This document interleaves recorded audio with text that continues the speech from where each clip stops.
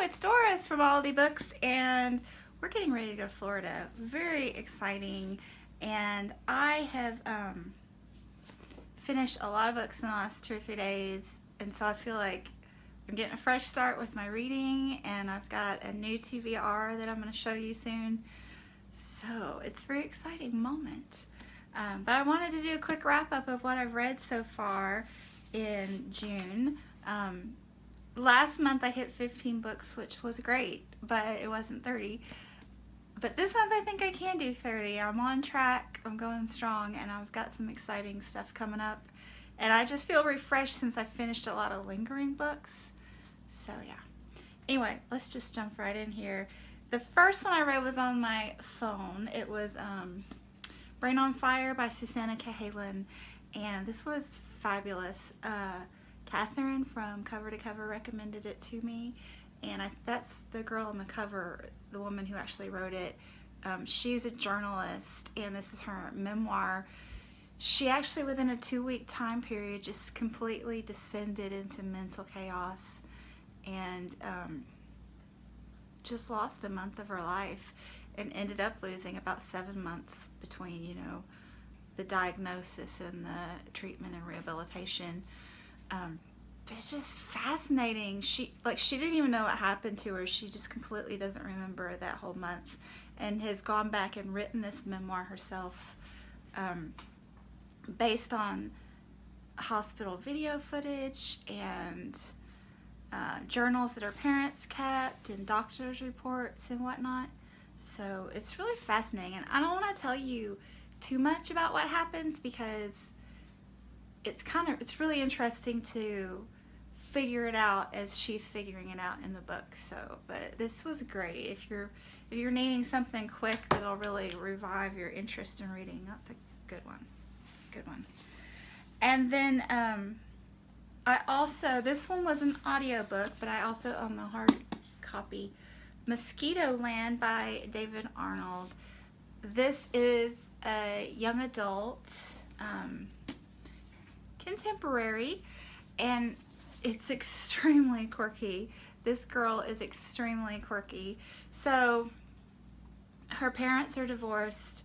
She's living with her father, who is newly remarried and expecting her little sister. And she discovers her mom's sick, and she's still it's very new, the separation, and he's moved her completely out of state. I think they're living in Mississippi now. That's the Mosquito Land. It is in the Deep South. And she's needing to go back to Ohio, where her mother is, because she knows her mother's ill, and she doesn't know what's wrong, and she just feels like her mother needs her. So she runs away from home, and she hops a Greyhound, and it's a lot of mishaps and adventures and interesting people along the way. And there's also some mental illness discussed with her.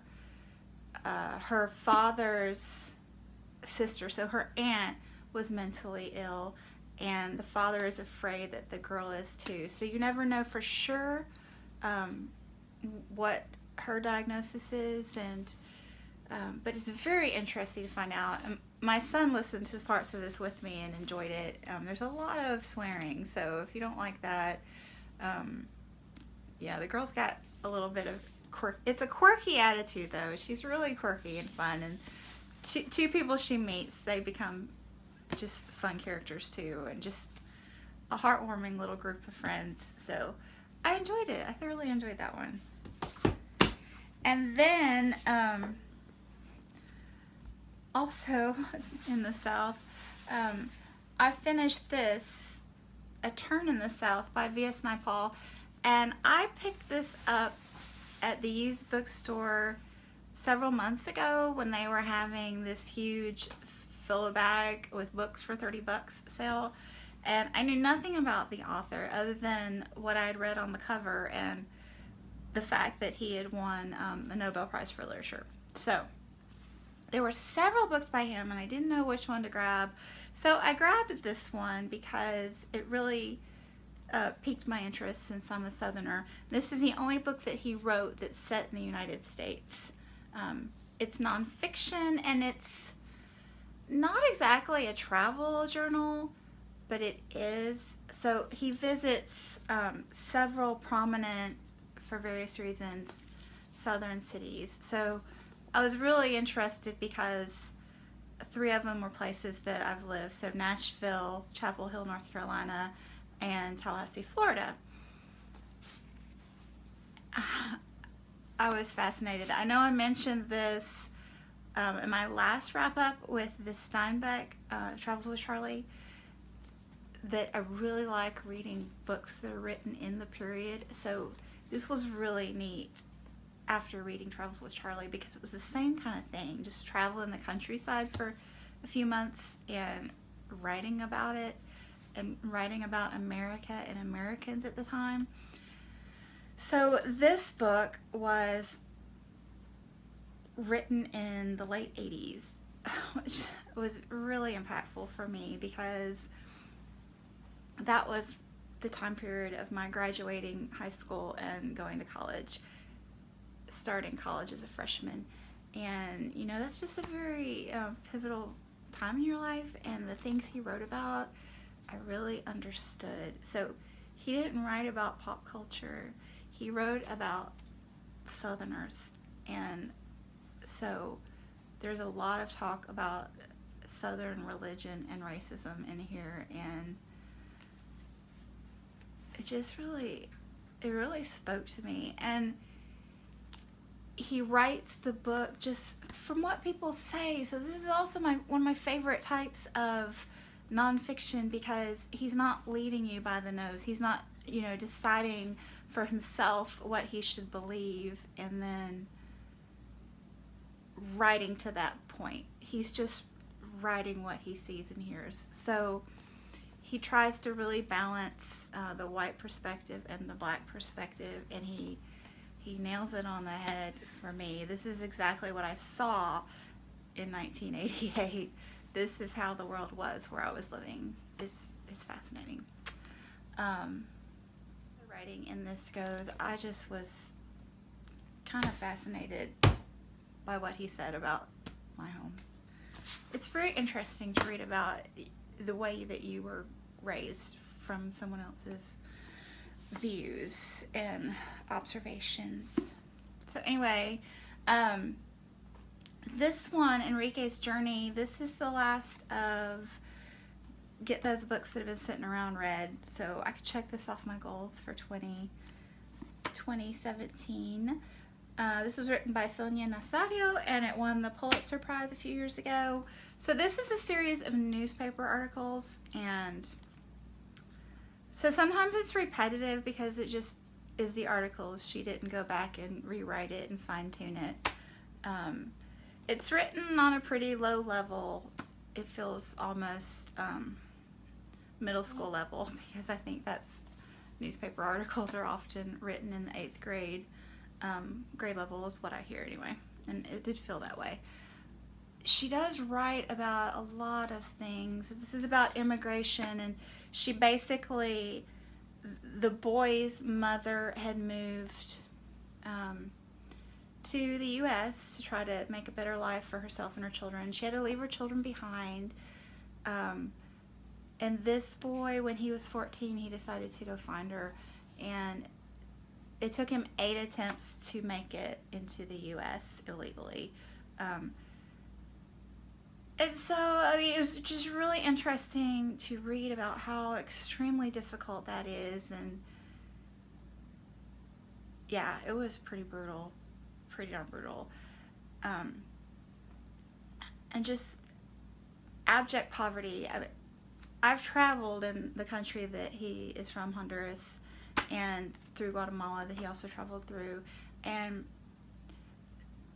unless you see it or take the time to read about it, sometimes most of us that are reading all these beautiful books don't have a really true picture of what abject poverty really looks like. I mean, there's poverty and there's abject poverty, and there's a difference.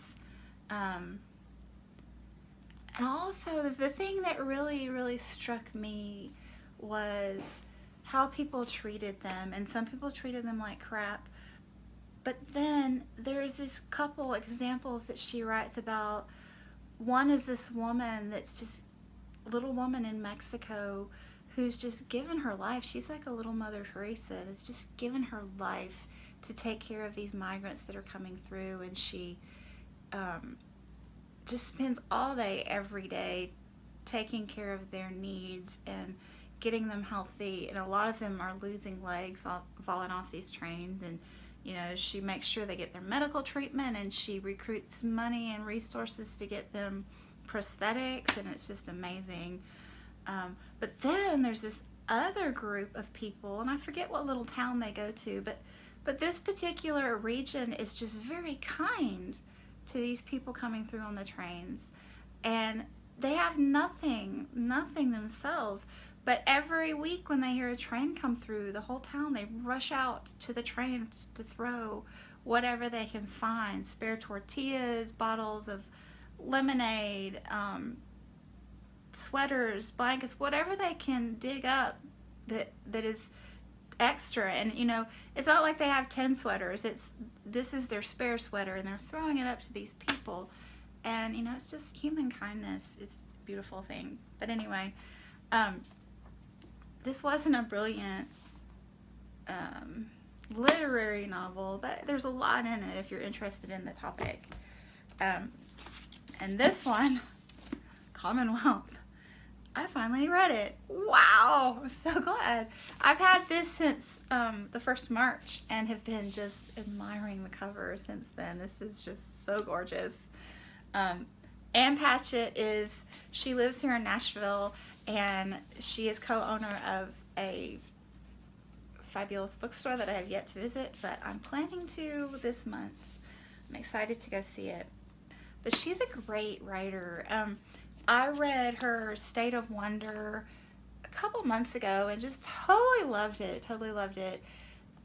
This one I didn't love it as much just because of the subject matter, but I thoroughly enjoyed the read, and I will be reading lots more of Ann Patchett. I have The Magician's Assistant, and I'm on the lookout for Bel Canto. But this one, Commonwealth, I think I was a little leery about it because it opens with 2 families, and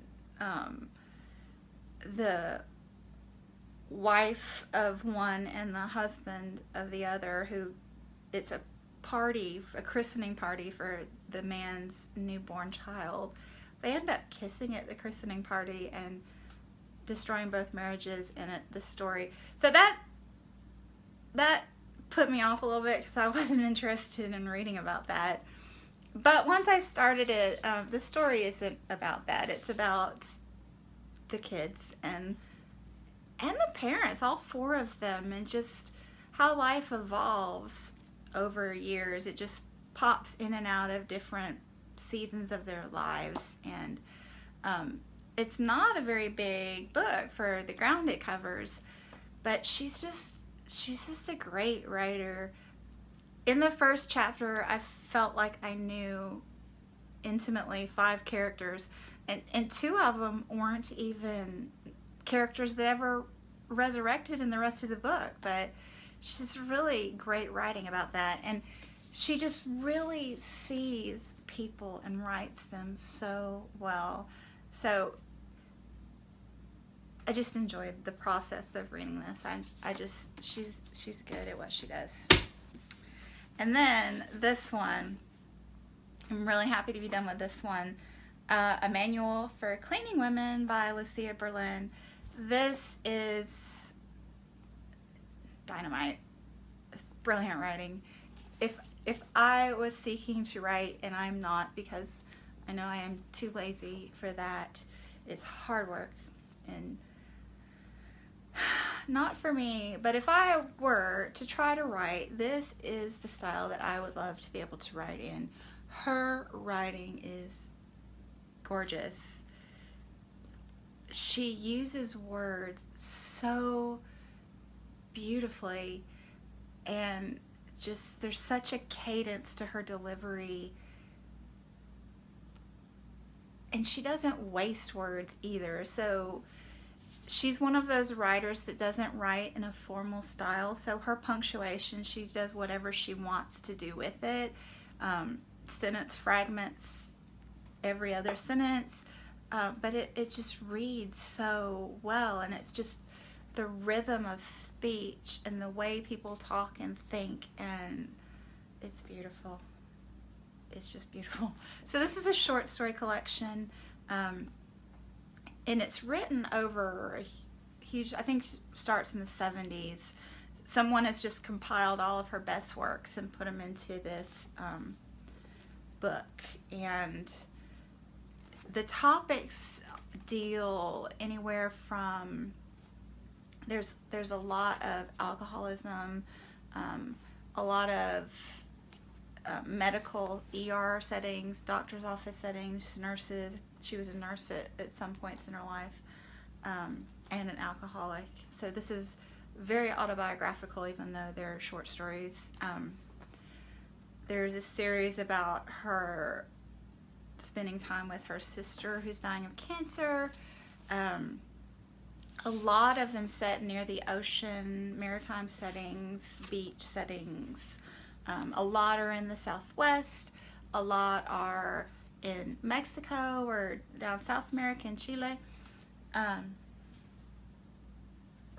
They're just great. I could read one of these every day for a year and not be bored with her, just because I enjoyed the rhythm of her writing so much. It's really beautiful. The one thing I would say about this is that I think they could have edited out a few more stories. This was 400 pages, and I know some people mention stories in short story collections not liking it when they're somewhat repetitive, and I would say that about this. Like, they could have cut out at least 100 pages and made it a little less repetitive in that regard, but this was just a beautiful reading experience. And then the last one, I read 100 Nights of Hero by Isabel Greenberg, and this is a graphic novel. And at first when I was reading this, I was somewhat disappointed because it's very, very hyped, and I just wasn't totally feeling it. I liked the beginning. I like the characters style, but I don't love the drawing style. I don't love the art style, and graphic novels aren't my genre anyway. But it started to really grow on me. The drawing style, like this guy here, this skanky lounge lizard here, the drawing style really suited his ickiness. It just did. And so I began to enjoy that, the way she could convey emotion, even though I didn't like the style. I just enjoyed that aspect of it.